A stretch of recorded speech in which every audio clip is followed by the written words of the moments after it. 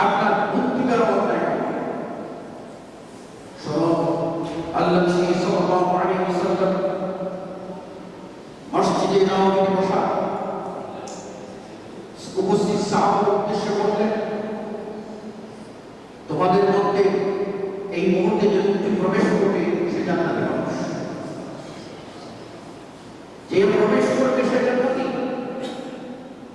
উপস্থিত সাহাবারা তাকিয়ে তাকিয়ে কোন সে সৌভাগ্যবান যে দুনিয়াতেই জান্নাতের সুসংবাদ বিশ্বব্যাপী প্রমাণ দিয়ে পেয়ে যাচ্ছে। এসে একজন লোককে তারা দেখতে পেরে আসছে, কিন্তু আমাদের মতো হৈহুল্লোড় করার যাদের সাহাবারা ছিলেন না। সাহাবারা ছিলেন আমাদের ক্ষেত্রে চরম পরাকাষ্ঠা আবশ্যককারী। তারা ছিলেন আল্লাহ ভীত এবং আমাদের অত্যন্ত শান্ত স্থাপনকারী। তারা ছিলেন নিয়ম শৃঙ্খলার প্রতি যত্নশীল। তারা শুধু তাকিয়ে থাকলেন, তাদের ভিতরে ব্যক্তি হিংসা হয়, তাদের ভিতরে শুধুমাত্র পরকাল পাওয়া, জান্নাত পাওয়া অভিপ্রায়, এবং তাদের মধ্যে সেই প্রশ্নটাই আসলো, সৌভাগ্যবান সেই লোক আমি হতে পারলাম, সৌভাগ্যবান সেই লোক সে সৌভাগ্যবান আমি হতে পারলাম। এই চেতনাই তাদের ভিতরে জাগ্রত হতো। কোন সম্পর্কের নাই তাকিয়ে থাকে, দেখলেন লোকটাকে, তারা মনে মনে তারা বেঁধে দিলেন এই লোকটাই সৌভাগ্যবান।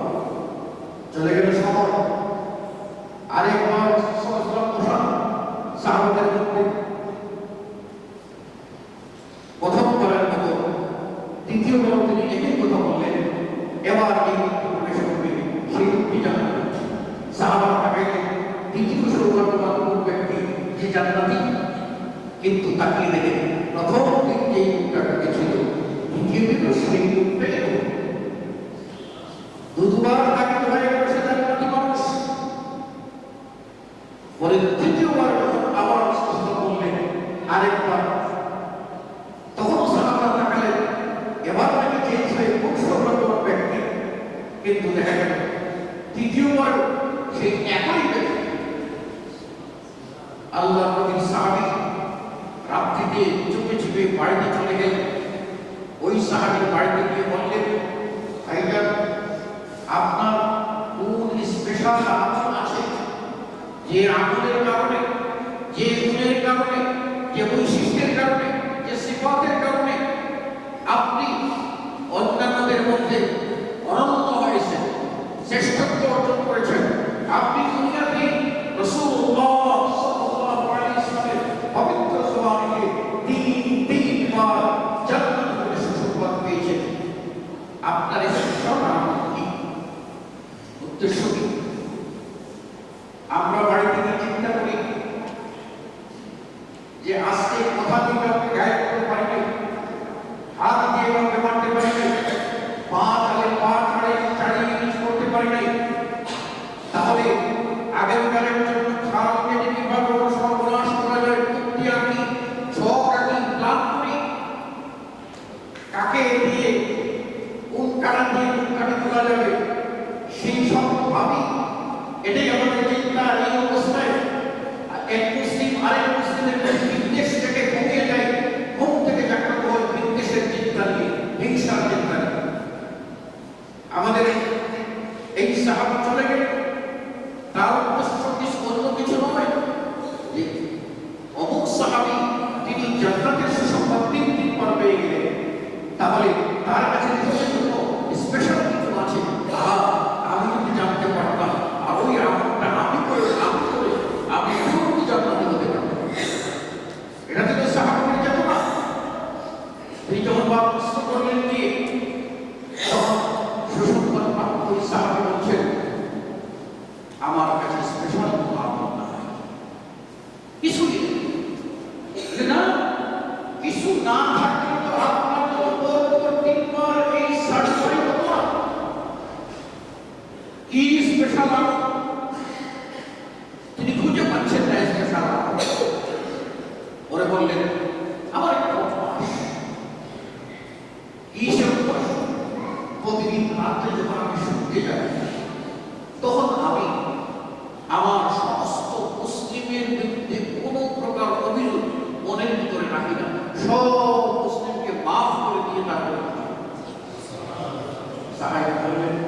এটাই সেই মহৎ কাজ, যে কাজটির কারণে আপনি অনন্য হয়েছে, আপনি দুনিয়াতেই জান্নাতের সুসংবাদ পেয়েছেন।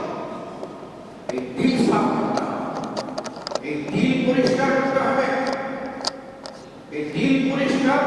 এজন্য বলা হচ্ছে তাকওয়া, বলছেন আত-তাকওয়া হাহুনা, আত-তাকওয়া হাহুনা, আত-তাকওয়া হাহুনা। তাকওয়া এখানে, তাকওয়া এখানে, তাকওয়া এখানে। আপনাকে আমাকে আল্লাহর আদেশ পালন, রাসূলের সাল্লাল্লাহু আল্লাহ ওয়া রাসূল যা নিষেধ করেছেন তা থেকে করতে হবে। আল্লাহ সাল্লাল্লাহু আল্লাহ বলেন ওমা আতাকুর রাসূল ফাখুযুহু, রাসূল তোমাদের যা দিয়েছেন তা গ্রহণ করো। ওমা নাহাইতুকুম আনহু ফান্তাহু, আর যে বিষয় থেকে নিষেধ করেছেন সেগুলি তোমরা বিরত থাকো। ওমা আতাকুর রাসূল ফাখুযুহু ওমা নাহাকুম আনহু ফান্তাহু, তিনি যা আদেশ করেছেন তা গ্রহণ করো, যা তিনি নিষেধ করেছেন তা বর্জন করো।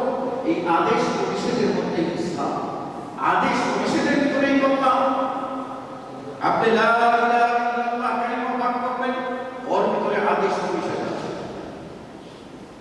কত বড় না নবী, আল্লাহ ছাড়া যত কিছুকে ইলাহ মানা হয়, গাছকে ইলাহ মানা হোক, মাছকে ইলাহ মানা হোক, কচ্ছপকে ইলাহ মানা হোক, মানুষকে ইলাহ মানা হোক, কবরকে ইলাহ মানা হোক, দরগা দরগাটাকে ইলাহ মানা হোক, সর্বপ্রকার ইলাহকে হৃদয় থেকে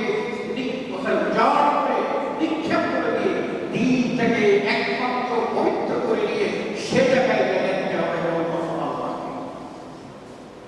আগে বলো গায়রুল্লাহর সাথে কুফরি, গায়রুল্লাহকে গায়রুল্লাহর বেলা আপনি কাফের হয়ে যেতে হবে, অর্থাৎ গায়রুল্লাহকে আপনার অস্বীকার। আল্লাহ বলছেন ওমান ইয়াকফুর বিত-তাগুতি ওয়া ইউমিন বিল্লাহ, যে ব্যক্তি আল্লাহ রূহিত শক্তি আছে সব কিছুকে যার যে ব্যক্তি অস্বীকার ওয়া ইউমিন বিল্লাহ, আর আল্লাহর প্রতি ঈমান আনবে, গায়রুল্লাহকে অস্বীকার করবে, আল্লাহর প্রতি ঈমান আনবে। আগে নাও কোন ইলাহ হতে পারে না, কোন মাবুদ হতে পারে না, কোন উপাস্য হতে পারে না, আমার কোনো রব নাই, আমার কোনো খালিক নাই, আমার কোনো মালিক নাই, আমার কোনো মাবুদ নাই। সব কিছুকে আমি না করে দিয়ে কেবলমাত্র বলছি আল্লাহই একমাত্র আমার রব, আল্লাহই একমাত্র আমার খালিক, আল্লাহই একমাত্র আমার মালিক, আল্লাহই একমাত্র আমার ইলাহ, আমার মাবুদ। আল্লাহ বলেন এই চেতনা, এই ঈমান যে ব্যক্তি রাখবে, ফাকাদ ইসতামসাকা বিল উরওয়াতিল উসকা লা ইনফিসালা লাহা, সেজন্য এমন একটি হাতল ধরো অস্বীকার সেটা ছিঁড়ে যাবে। অর্থাৎ এই হাতলই কেবলমাত্র টেনে তাকে জান্নাতে নিয়ে যাবে। তাহলে সেখানে আপনাকে কি করতে হবে? গায়রুল্লাহকে না করতে হবে, আল্লাহর বেলায় না করতে হবে।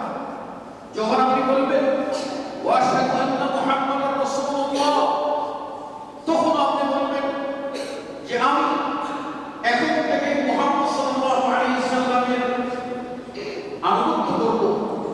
এটা হ্যাঁ আর না হলো মুহাম্মদ সাল্লাল্লাহু আলাইহি সাল্লামের বাইরে কাউকে আনুগত্য করব না। মুহাম্মদ সাল্লাল্লাহু আলাইহি সাল্লামের আনুগত্যে আমার ব্যক্তিগত ব্যষ্টির সামগ্রিক জীবন চালাবো, মুহাম্মদী আনুগত্যের বাইরে আমি যাব না। এটাই হচ্ছে আপনার খায়রুল্লাহ। আমরা যখন তাওহীদের বেলায়, একত্ববাদী আল্লাহর ইলাহের বেলায় আমরা অনুভবে আল্লাহ একমাত্র ইলাহ, তার কোনো শরীক হতে পারেন না, আমরা একমাত্র আনুগত্য করব খালেস মুহাম্মদুর রাসূলুল্লাহ সাল্লাল্লাহু আলাইহি ওয়াসাল্লামের জন্য। তার সমান, তার বিপরীতে, তার মোকাবেলায় অন্য কেউ আনুগত্য পাইতে পারে না। আল্লাহ রাব্বুল আলামিন বলছেন আতিউল্লাহ ওয়া আতিউর রাসূল, তোমরা আল্লাহর আনুগত্য করো, রাসূলের আনুগত্য করো, ওয়ালা তাতিউ আমালাকুম, তোমরা তোমাদের আমলসমূহকে বাতিল করিও না। সূরা মুহাম্মদের এই আয়াত স্পষ্ট করে দিয়েছেন আপনার আনুগত্য যদি আল্লাহর জন্য হয়, আপনার আনুগত্য যদি রাসূলের জন্য হয়, তাহলে আপনার আমল আল্লাহর দরবারে